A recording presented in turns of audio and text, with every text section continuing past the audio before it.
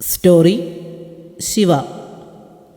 Presentation Fasna Fasal. Editing Fasaluddin VI. പുനർവിവാഹം.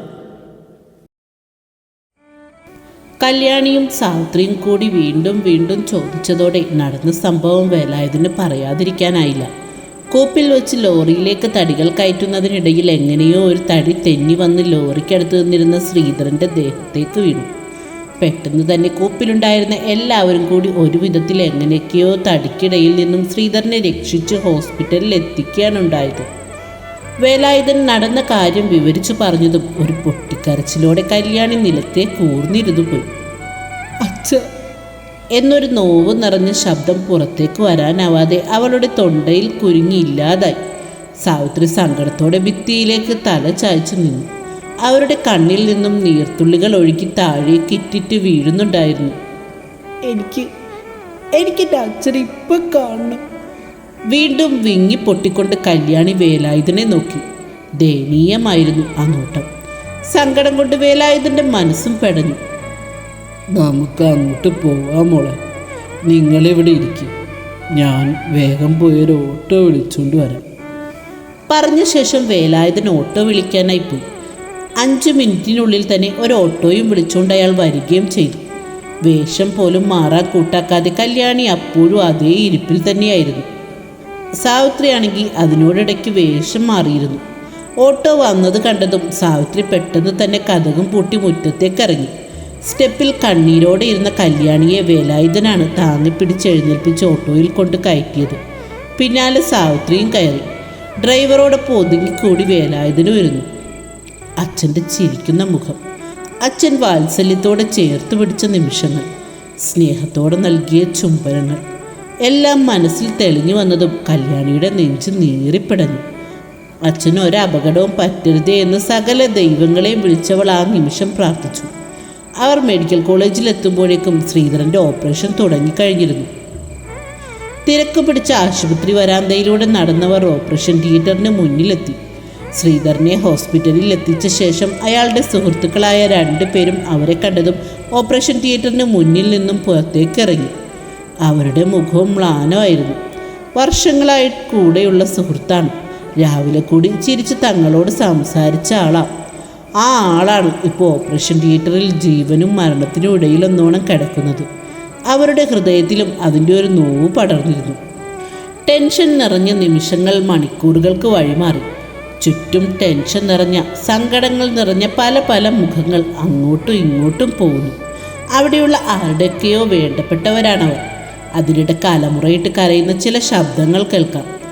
പ്രിയപ്പെട്ട ആരെയോ നഷ്ടപ്പെട്ടതിൻ്റെ സങ്കടം നിറഞ്ഞ ശബ്ദങ്ങൾ.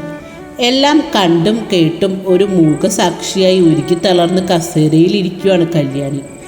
സാവിത്രി ആരോടോ ഫോണിൽ സംസാരിച്ചുകൊണ്ട് വരാന്തയിലൂടെ നടക്കുന്നുണ്ട്. വേലായുധൻ സുഹൃത്തുക്കളുമായി സംസാരിച്ചുകൊണ്ട് വരാന്തയ്ക്കപ്പുറമുള്ള വാഗയുടെ തണലിന് കീഴിൽ നിൽക്കുന്നു. ഓപ്പറേഷൻ കഴിഞ്ഞ് ഡോക്ടർ പുറത്തേക്ക് ഇറങ്ങിയതും വേലായുധനും സാവിത്രിയും കല്യാണിയും കൂടി ഡോക്ടറുടെ അടുത്തേക്ക് ചെന്നു. ആള് രക്ഷപ്പെട്ടെങ്കിലും അരക്ക് കീഴ്പോട്ട് തളർന്നു പോയെന്ന ഡോക്ടറുടെ വാക്കുകൾ അവരുടെ എല്ലാം നെഞ്ചിനെ ഒരുപോലെ കീറി മുറിച്ചു. കേട്ട പാടെ തന്നെ കല്യാണി തളർന്നു നിലത്തെ കൂർന്നു വീണു. വേലായുധൻ അവളെ താങ്ങി എഴുന്നേൽപ്പിച്ച് കസേരയിൽ കൊണ്ടുപോയിരുത്തി. അപ്പോഴേക്കും വിവരമറിഞ്ഞ് മീനാക്ഷിയമ്മയും കാർത്തിയും കൂടി ഹോസ്പിറ്റലിലേക്ക് എത്തിയിരുന്നു. ആ അവസരത്തിലും മീനാക്ഷിയമ്മയെ കണ്ട സാവിത്രിയുടെ മുഖം ദേഷ്യം കൊണ്ട് വലിഞ്ഞു മുറുകി. പക്ഷേ മീനാക്ഷിയമ്മ അത് ഗൗനിക്കാതെ കല്യാണിയുടെ അടുത്തേക്ക് ചെല്ലുകയാണ് ഉണ്ടായത്. ജീവനറ്റവളെപ്പോലെ ഒരു ചലനം പോലും ഇല്ലാതെ പ്രതിമ കണക്കിനെ സങ്കടങ്ങളെല്ലാം ഉള്ളിലൊതുക്കി തളർന്നിരിക്കുന്ന കല്യാണിയെ കാണെ മീനാക്ഷിയമ്മയുടെ നെഞ്ചു പടർന്നു. അവരുടെ മിഴികളിലും നനവ് പടർന്നു. അവളെ എന്ത് പറഞ്ഞ് ആശ്വസിപ്പിക്കണമെന്നറിയാതെ ഒരു നിമിഷം അവർ അവളെ തന്നെ നോക്കി നിന്നു. മോളെ, സ്നേഹത്തോടെ കല്യാണിയുടെ തലയിൽ തഴുകിക്കൊണ്ട് മീനാക്ഷി വിളിച്ചു. ആ ഒരു വിളി മതിയായിരുന്നു അതുവരെ ഉള്ളിൽ അടക്കിപ്പിടിച്ച സങ്കടം അണ പോലെ പൊട്ടിയൊഴുകാൻ. മീനാക്ഷിയമ്മയെ ഒന്ന് മുഖം ഉയർത്തി നോക്കുക പോലും ചെയ്യാതെ അവരുടെ അരക്കെട്ടിൽ കെട്ടിപ്പിടിച്ചുകൊണ്ട് അവൾ വിങ്ങി പൊട്ടിക്കരഞ്ഞു. കണ്ടു നിന്ന കാർത്തിയുടെ മിഴികളും ഈറനണിഞ്ഞു. വൈകുന്നേരത്തോടെ അഭിലാഷ് ഹോസ്പിറ്റലിലെത്തി. സാവിത്രിയായിരുന്നു അവനെ വിളിച്ച് വിവരം അറിയിച്ചത്. എത്തിയ പാടെ തന്നെ അവൻ ആദ്യം നോക്കിയത് കല്യാണിയാണ്. മീനാക്ഷമ്മയുടെ തോളിൽ ചാഞ്ഞിരിക്കുന്ന കല്യാണിയെ കണ്ടതും മുഖത്ത് അല്പം സങ്കടം വരുത്തി അവൻ അവളുടെ അടുത്തേക്ക് ചെന്നു. മീനാക്ഷമ്മയെ ഒന്ന് നോക്കിയ ശേഷം കല്യാണിയുടെ തോളിൽ പതിയെ കൈവച്ചുകൊണ്ട് അവളെ ആശ്വസിപ്പിക്കാനെന്നോണം അവൻ ഓരോന്ന് പറഞ്ഞു. പക്ഷേ കല്യാണി അതൊന്നും കേട്ടതായി പോലും ഭാവിച്ചില്ല. അപ്പോഴാണ് ടോയ്ലറ്റിൽ പോയിരുന്ന സാവിത്രി അവിടേക്ക് വന്നത്. അഭിഷേകിനെ കണ്ടതും സന്തോഷം കൊണ്ട് അവരുടെ മുഖം വിടർന്നു. വേഗം തന്നെ അവരവൻ്റെ അടുത്തേക്ക് ചെന്നു. അഭി എപ്പോൾ വന്നു? സാവിത്രിയുടെ ചോദ്യം കേട്ടതും പുഞ്ചിരിയോടെ അഭിഷേക് തിരിഞ്ഞ് അവരെ നോക്കി. ഞാനിപ്പോൾ വന്നേ ഉള്ളൂ. ഡോക്ടർ എന്താ പറഞ്ഞ്? അഭിഷേക് തിരക്കി. ആരൊക്കെ കീഴ്പോട്ട് തളർന്നു പോയിന്നാ ഡോക്ടർ പറഞ്ഞു. ഇനി ആജീവനാന്തം ഇങ്ങനെ തന്നെ കേൾക്കേണ്ടി വന്നാൽ അത് ഓർക്കുമ്പോൾ എൻ്റെ നെഞ്ച് കാളുക. സാവിത്രി നെഞ്ചിൽ കൈവച്ചുകൊണ്ട് പറഞ്ഞു. നിങ്ങൾ ടെൻഷൻ ആവണ്ടെന്നേ, ഞാൻ ഡോക്ടറുമായിട്ടൊന്ന് സംസാരിച്ച് നോക്കട്ടെ. എന്നിട്ട് ICUന്ന് ഇറക്കുമ്പോൾ നമുക്ക് ടൗണിലെ ഏതെങ്കിലും മൾട്ടി സ്പെഷ്യാലിറ്റി ഹോസ്പിറ്റലിലേക്ക് മാറ്റാം. അവിടെ ആവുമ്പോൾ നല്ല ചികിത്സ കിട്ടും. അഭിഷേക് സാവിത്രിയോട് പറഞ്ഞുകൊണ്ട് കല്യാണിയെ ഒന്ന് പാളി നോക്കി. ആ മുഖത്ത് യാതൊരു ഭാവമാറ്റങ്ങളും പ്രകടമായില്ല. അയ്യോ അഭി, അവിടെയൊക്കെ കൊണ്ടുപോയാൽ ഒരുപാട് കാശാവില്ലേ? ഞങ്ങളുടെ കയ്യിൽ എവിടുന്ന അത്രയും കാശിരിക്കുന്നത്? സാവിത്രി സങ്കടം ഭാവിച്ചുകൊണ്ട് പറഞ്ഞു. അതൊക്കെ നമുക്ക് സെറ്റാക്കാവുന്നല്ലേ ഉള്ളൂ, ഞാനല്ലേ ഉള്ളേ. അഭിഷേക് ഒരു പുഞ്ചിരിയോടെ പറഞ്ഞു. സാവിത്രി തിരിച്ചു ഒന്ന് പുഞ്ചിരിച്ചു. അല്ലെങ്കിലും ഇനി ഞങ്ങളുടെ കാര്യമൊക്കെ നോക്കേണ്ടത് അഭി തന്നെയല്ലേ? കല്യാണിയും മീനാക്ഷമ്മയും കേൾക്കാൻ വേണ്ടി അല്പം ഉറക്കെയാണ് സാവിത്രി പറഞ്ഞത്. പക്ഷെ മീനാക്ഷമ്മയും കല്യാണിയും അത് ഗൗനിച്ചതേയില്ല. അവരുടെ മനസ്സ് അപ്പോഴും ശ്രീധരൻ്റെ അവസ്ഥയെ ഓർത്ത് വിങ്ങുമായിരുന്നു. അരയ്ക്ക് കീഴ്പോട്ട് തളർന്ന് ശ്രീധരൻ കിടപ്പിലായെന്നറിഞ്ഞതിൻ്റെ സന്തോഷത്തിലാണ് രാജേഷും സുധിയും ജോഷിയും. അതിൻ്റെ പേരിൽ ഒരു ഫുൾ ബോട്ടിൽ മദ്യം വാങ്ങി സ്ഥിരമായിരുന്നു മദ്യപിക്കാറുള്ള തോമാസിയേട്ടൻ്റെ പറമ്പിലിരുന്ന് മദ്യപിക്കുകയാണ് 3 പേരും കൂടി. അളിയാ, അങ്ങനെ നിൻ്റെ ഒരു ശത്രു വീണു. ഇത് നമുക്കൊന്ന് ശരിക്കും ആഘോഷിക്കണം. ജോഷി അതും പറഞ്ഞുകൊണ്ട് കയ്യിലിരുന്ന ഗ്ലാസ്സിലെ മദ്യം ഒരു സിപ്പ് കുടിച്ചു. പിന്നെ കവറിലിരുന്ന മിക്സർ അല്പം എടുത്ത് വായിലേക്ക് വിട്ടു. എന്തായാലും അങ്ങേര് കിടപ്പിലായ സ്ഥിതിക്ക് ഇനിയിപ്പോൾ നിനക്ക് ആരെയും പേടിക്കാനില്ലല്ലോ. നീ ആഗ്രഹിക്കുന്ന പോലെ നിനക്ക് കല്യാണിയെ കിട്ടുകയും ചെയ്യും. സുധി ഗ്ലാസ്സിലേക്ക് മദ്യം അല്പം ഒഴിച്ചുകൊണ്ട് പറഞ്ഞു. സുധിയും ജോഷിയും പറയുന്നത് കേൾക്കുമ്പോൾ രാജേഷിൻ്റെ മനസ്സ് സന്തോഷം കൊണ്ട് തുള്ളിച്ചാടുകയായിരുന്നു. അതെ, ഇനി ഒരുത്തനെ തനിക്ക് പേടിക്കേണ്ട കാര്യമില്ല. ഇനി ഏത് പാതിരാത്രിക്ക് വേണമെങ്കിലും തനിക്ക് ആ വീട്ടിലേക്ക് കയറി ചെല്ലാം. അവിടെ എന്തും ചെയ്യാം. ഒരുത്തനും ചോദിക്കാനും പറയാനും വരില്ല. രാജേഷ് ഒരു ചിരിയോടെ മീശ വിരിച്ചു. അങ്ങനെ ഒരുപാട് സ്വപ്നം കാണണ്ട. നമുക്കേ ഒരു ശത്രു കൂടിയുണ്ട്, ആ കാശിനാഥൻ.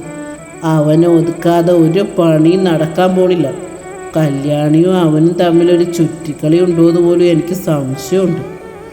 രാജേഷിൻ്റെ മുഖത്ത് നോക്കി ജോഷി പറഞ്ഞു നിർത്തിയതും രാജേഷ് ദേഷ്യത്തിൽ അവനെ തറപ്പിച്ച് നോക്കി. നീ നോക്കി പേടിപ്പിക്കുകയൊന്നും വേണ്ട. അവൾ ഏത് സമയം നോക്കിയാലും അവൻ്റെ വീട്ടിൽ തന്നെ അല്ലായിരുന്നോ? അതുകൊണ്ട് ചുറ്റിക്കളിയില്ലെന്നൊന്നും നമുക്ക് ഉറപ്പിച്ച് പറയാൻ പറ്റില്ല. ജോഷി നെറ്റി ചുളിച്ചുകൊണ്ട് പറഞ്ഞു. അങ്ങനെ എന്തെങ്കിലും അവർ തമ്മിലുണ്ടെന്ന് ഞാൻ അറിഞ്ഞ പിന്നെ അവനും അവളും ജീവനോടെ ഈ ഭൂമിയിലുണ്ടാവില്ല. രാജേഷ് പകയോടെ പറഞ്ഞുകൊണ്ട് അവൻ്റെ കയ്യിലിരുന്ന കുപ്പി ഗ്ലാസ് തെങ്ങിലേക്ക് വലിച്ചെറിഞ്ഞു. അവൻ്റെ മുഖം ദേഷ്യം കൊണ്ട് വലിഞ്ഞു മുറുകിയിരുന്നു. ICUവിൽ നിന്ന് ഇറക്കിയ പാടെ തന്നെ അഭിഷേക് ഇടപെട്ട് ശ്രീധരനെ ടൗണിലെ പ്രശസ്തമായ മൾട്ടി സ്പെഷ്യാലിറ്റി ഹോസ്പിറ്റലിലേക്ക് മാറ്റിയിരുന്നു. 3 ആഴ്ചക്ക് മുകളിൽ അവിടെ ചികിത്സയുമായി ബന്ധപ്പെട്ട് ശ്രീധരൻ കിടന്നുവെങ്കിലും യാതൊരു മാറ്റവും ഉണ്ടാകാത്തതിനെ തുടർന്ന് അഭിഷേകിൻ്റെ സുഹൃത്തായ അവിടുത്തെ ഡോക്ടറിൻ്റെ നിർദ്ദേശപ്രകാരം ശ്രീധരനെ വീട്ടിലേക്ക് കൊണ്ടുപോരുകയാണ്. അന്നേരവും എല്ലാ സഹായവും ചെയ്ത് അഭിഷേക് അവരുടെ കൂടെ തന്നെ ഉണ്ടായിരുന്നു. ഒപ്പം ചിലവിനും മറ്റുമായി കുറച്ച് കാശവൻ സാവിത്രിയെ ഏൽപ്പിക്കുകയും ചെയ്തു.